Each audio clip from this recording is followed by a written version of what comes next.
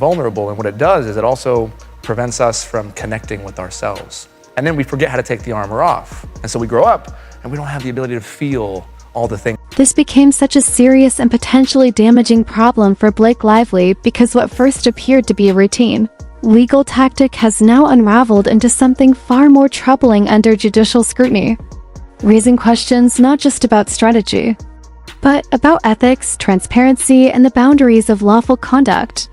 At the core of the controversy are allegations that private cloud data and deeply personal communications were accessed without proper legal authority. Actions that allegedly alerted Lively's legal team to the possibility that Friedman was preparing a civil extortion lawsuit. Information that was then positioned for use in future litigation. According to Judge Lemon, this alone is enough to warrant significant concern. And he's emphasized that the matter extends well beyond missing documents, technical errors, or procedural missteps, instead striking directly at the integrity of the judicial process itself. Central to the case is Vanson Incorporated, an obscure and previously unknown entity that on paper appears to be just another generic corporation, but in reality has become the focal point of the court's investigation, due to its role in filing a John Doe lawsuit and issuing a subpoena that has now become a lightning rod for controversy. Judge Lemon has demanded full and detailed explanations for why this shell corporation was created in the first place, how it was deployed to collect evidence, and whether it functioned as a deliberate shield designed to conceal identities, obscure accountability, and bypass the transparency standards that normally apply to high-stakes litigation. While shell companies are not unheard of in complex legal battles, their use often invites skepticism, especially when they appear to exist primarily to distance high-profile individuals from aggressive or legally questionable tactics. In this case, the lack of clarity surrounding Lively's legal team has triggered alarm bells, particularly regarding the subpoena targeting private communications. Because while subpoenas themselves are common, the methods allegedly used to obtain these materials are now being sharply criticized. The concern is not merely that information was collected, but that personal accounts, cloud storage, and private messages may have been accessed in ways that exceeded lawful boundaries. Judge Lemon reinforced the seriousness of the situation by stating that the integrity of the legal process must always outweigh convenience or the pursuit of success. A statement widely interpreted as a warning that any bending of rules could carry severe consequences. If misconduct is ultimately proven, any evidence gathered through Vanson Incorporated could be deemed tainted and thrown out entirely. A development that would place Lively's case in immediate jeopardy and potentially erase the very text, emails, and communications her team has relied upon to support its narrative. Such a ruling would not only weaken her legal position but could dismantle the foundation of her argument altogether. Even more concerning is the possibility that the court could find an abuse of process, a conclusion that would extend the damage far beyond the courtroom and into the realm of public perception. For someone whose image has long been carefully curated and protected, the idea that every legal decision made on her behalf will now be examined under a microscope poses a substantial reputational risk. Judge Lemon's inquiry is not limited to technical legal violations. He is also exploring whether Lively's team knowingly crossed ethical lines to gain leverage, questioning whether Vanson Incorporated served a legitimate legal purpose or was a calculated mechanism to sidestep accountability. The suggestion that a Hollywood figure of Lively's stature may have attempted to manipulate the legal system for strategic advantage threatens to seriously undermine her credibility in both legal and public arenas. Meanwhile, the communications obtained through these disputed methods remain central to the case, creating a critical dilemma. Were the risks taken justified by the substance of the evidence? Or did her legal team gamble everything on materials that may ultimately be ruled inadmissible? Attorneys involved have characterized the situation as a potential abuse of process, alleging that hidden corporate structures were used to evade transparency, while extracting text messages that later surfaced in major media outlets, including the New York Times, now that it has come to light that these messages were subpoenaed through an anonymous John Doe lawsuit linked to Vanson Incorporated. The legitimacy of the entire operation is under intense scrutiny. What once appeared to be a calculated legal advantage now threatens to collapse into a liability of enormous proportions. with the potential to flip the entire narrative, reshape the case from the ground up, and leave both the court and the public questioning what truly motivated these high-stakes legal maneuvers and whether the pursuit of leverage crossed lines that should never have been crossed. The controversy intensifies when the focus shifts to the subpoena itself, which targeted the private communications of Stephanie Jones, the former publicist of Jennifer Abel, a central figure woven into the fabric of this dispute. Because while the legal justification for seeking those messages may have appeared facially reasonable as potential evidence of retaliation or coordinated misconduct, Judge Lindeman's concern is rooted not in the theory, but in the execution and whether ethical or legal boundaries were crossed in the process. If those boundaries were breached, the consequences could be severe, as evidence obtained through questionable means risks being ruled inadmissible, a development that could cause the entire foundation of Blake Lively's legal strategy to unravel rather than strengthen. Instead of bolstering her claims, reliance on Van Zandt Incorporated could leave the lasting impression of manipulation and dishonesty, weakening her credibility not only in court but also in the court of public opinion, where reputational damage can be far more enduring. The danger escalates further if the judge determines that this amounted to an abuse of process, a finding that would extend beyond evidentiary setbacks and strike directly at Lively's carefully curated public image, one built on trust, credibility, and perceived integrity. Yet at the center of the storm remains a single unresolved question: what exactly did those subpoenaed communications reveal?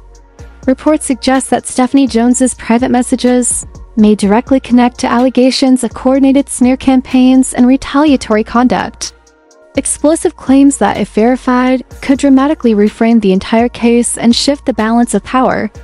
These communications may represent the linchpin of everything, the evidence upon which the broader narrative depends.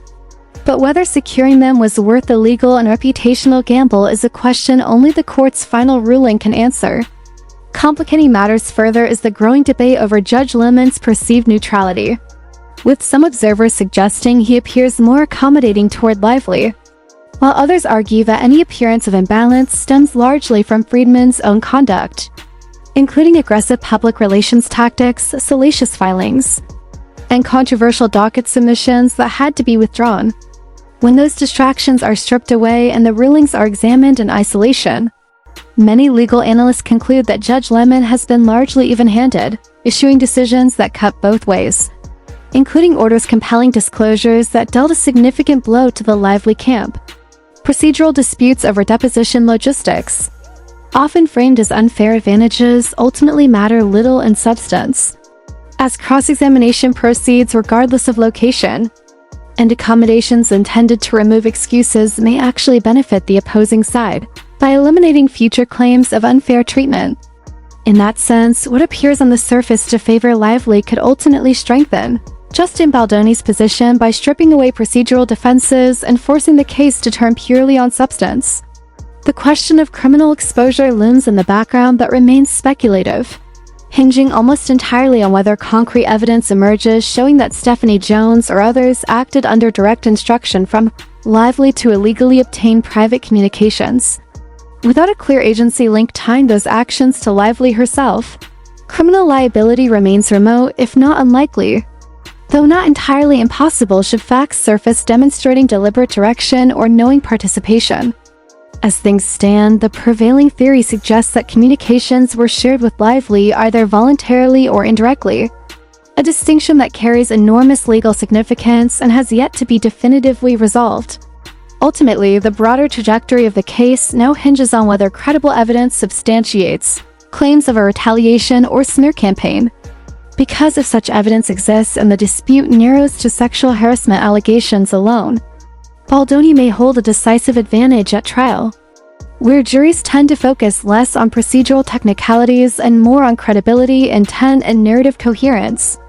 What once appeared to be a straightforward legal battle has evolved into a high-stakes confrontation where evidentiary legitimacy, judicial integrity, and public perception collide, leaving both sides exposed to outcomes that could dramatically reshape their legal standing and public reputations alike. At the core of the dispute now lies the sexual harassment claims themselves, which are expected to be dissected point by point at trial. a process that many observers believe will expose significant weaknesses in their substance and credibility. Among those who have closely followed the case, there is a growing consensus that these claims appear largely frivolous, placing Blake Lively's team in an uphill battle as they attempt to convince a jury that her complaints were not only reasonable but legally actionable. Despite the dismissal of Justin Baldoni's cross-complaint, many legal analysts still believe he remains in a strong strategic position as the case moves inexorably toward trial in March 2026, where procedural maneuvering will give way to direct examination, cross-examination, and a jury focused on facts rather than theatrics.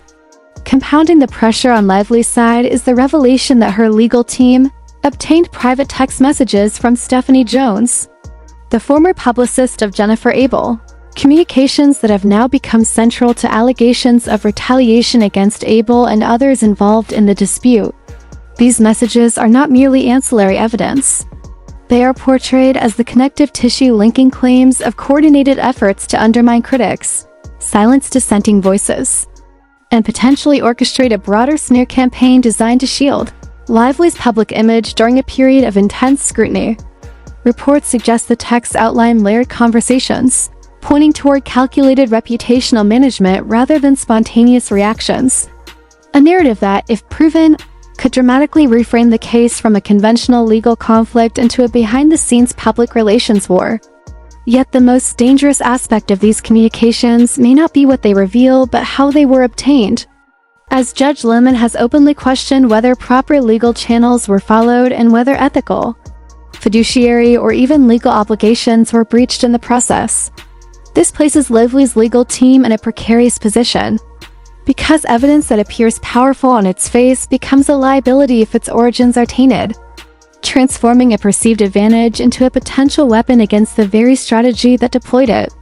If the court determines the texts were improperly acquired, they could be ruled inadmissible, stripping Lively's case of a critical pillar while simultaneously exposing her team to intense scrutiny over their tactics. For Lively, the timing could hardly be worse, as public trust in celebrity narratives is already fragile and her role in it ends with has placed her under heightened cultural and media examination. The allegations suggested by the texts, particularly claims of retaliation against critics during moments of controversy, risk shifting the public narrative away from legal arguments and toward questions of intent, control, and image management. Whether Lively herself orchestrated these efforts remains unproven, but the communications nonetheless paint a picture of a star fiercely invested in shaping perception at all costs. Judge Lemon's decision to compel the release of these messages underscores both their significance and the seriousness of the court's concerns, signaling that while the content may matter, the method of acquisition could ultimately determine their fate. Should discrepancies or misconduct be confirmed, what once seemed like decisive evidence could become a devastating liability, capable of undermining both legal claims and public credibility. Beyond the courtroom, the text may also expose broader public relations strategies, revealing how far those around Lively were willing to go to manage narratives during a turbulent period.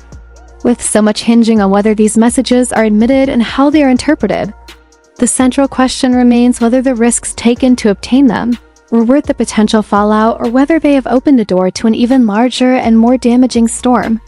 Layered atop this legal uncertainty are parallel controversies involving social media backlash, disputed marketing choices, and frustrated creators whose criticism further complicates the narrative, reinforcing the sense that what began as a focused legal dispute has metastasized into a sprawling conflict where law, publicity, and perception collide, and where the final judgment may hinge as much on credibility as on evidence itself. When TikTok creators start getting pulled into Hollywood legal battles, it becomes clear that the drama has escalated far beyond traditional courtroom disputes. And that is exactly what happened when Nadia G. Reads, a well-known TikTok creator recognized for her sharp and thoughtful commentary on books and media, unexpectedly found herself caught in the widening legal and public relations storms surrounding Blake Lively. Just days before the highly anticipated premiere of It Ends With Us, Nadia began receiving private messages urging her to soften or dial back her criticism of the film. Messages she initially brushed off as routine online harassment until their oddly precise language and calculated tone triggered deeper concern. The phrasing didn't feel spontaneous or emotional like typical trolling.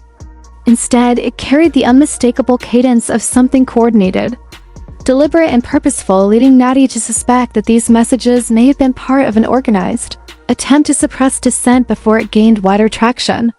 Her criticism was not casual or inflammatory, but rooted in substance, as her viral TikTok videos accused the studio of fundamentally misrepresenting Colleen Hoover's best-selling novel by reducing a painful, nuanced story about domestic abuse into a glossy, romanticized spectacle designed for mass appeal.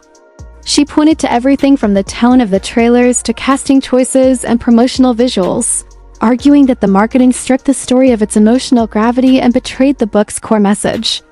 As her videos spread rapidly and sparked broader conversations across social media platforms, they began to pose a legitimate reputational risk, particularly for Blake Lively, who not only starred in the film but was widely rumored to have influenced its marketing direction.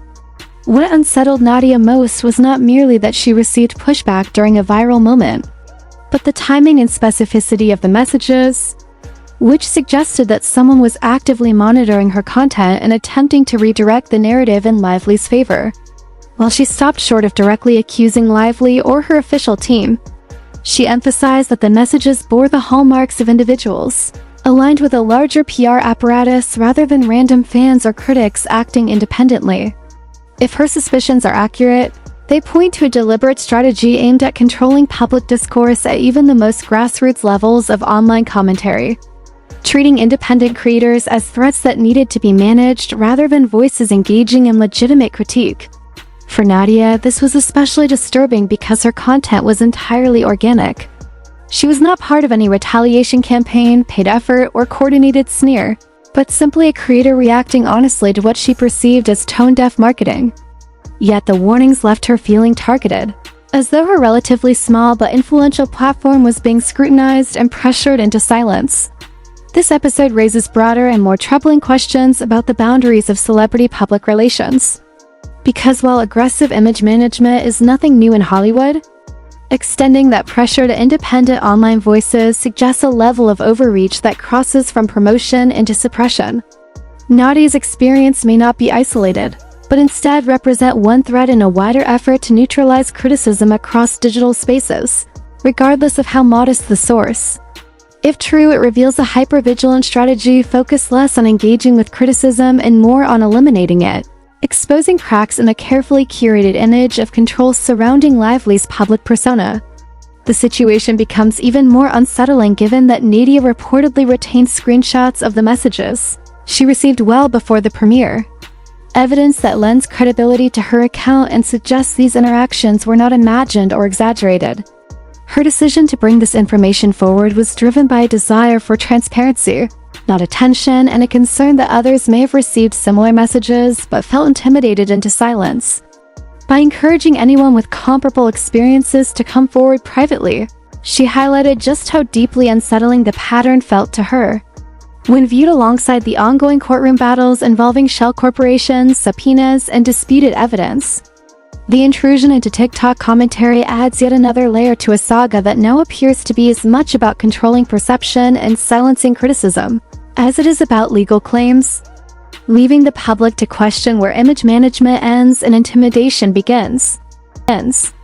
What makes this moment especially revealing is how organically it all began.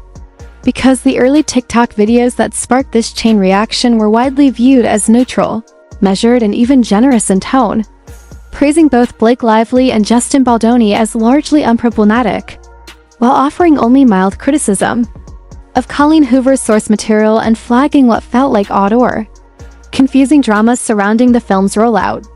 These were not inflammatory posts, nor were they accusatory. They were thoughtful observations delivered clearly and calmly, focusing primarily on how the marketing of It Ends With Us appeared disconnected from the book's emotional core, particularly its serious treatment of domestic abuse, a concern many viewers were beginning to notice but few had articulated clearly at that point. As these videos circulated, they gained extraordinary traction, pulling in millions of views and placing the creator among the earliest voices to question why the film's promotional campaign felt light.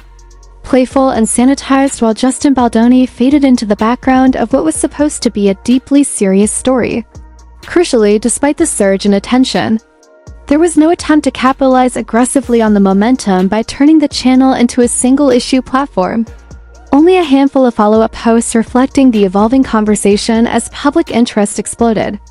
It was after this visibility peaked that the situation took a darker turn, when private messages began arriving ahead of the film's opening weekend, urging the creator to remove or reconsider the videos and warning that damaging allegations against Baldoni were imminent. While Blake Lively would soon be positioned publicly as a victim along with other women on set, the implication was unmistakable. Criticizing the film or its marketing would soon be reframed as an attack on a victim, and continuing to speak out would place the creator on the wrong side of a rapidly shifting narrative. These messages were unsettling not only because of their timing but because of their confidence, their specificity, and their presumption of insider knowledge, suggesting that reputational narratives were already being choreographed behind the scenes. Against this backdrop, Blake Lively's legal team now finds itself under intense scrutiny, entangled in controversy over the use of Vanson, incorporated to issue subpoenas, and facing the very real possibility that key evidence could be deemed inadmissible, turning what may have been intended as a protective legal maneuver into a destabilizing liability. Judge Lemon has openly questioned the lack of transparency surrounding these tactics, signaling that the issue may extend beyond aggressive advocacy into potential abuse of process, a finding that would not merely weaken Lively's legal position but fundamentally challenge the legitimacy of her team's strategy. If the court concludes that shell entities were used to obscure accountability or manipulate evidence gathering, the consequences could ripple far beyond this case, potentially setting precedent within the Second Circuit and forcing a recalibration of how high-profile litigants are allowed to operate. Abuse of process is not a minor technical fault.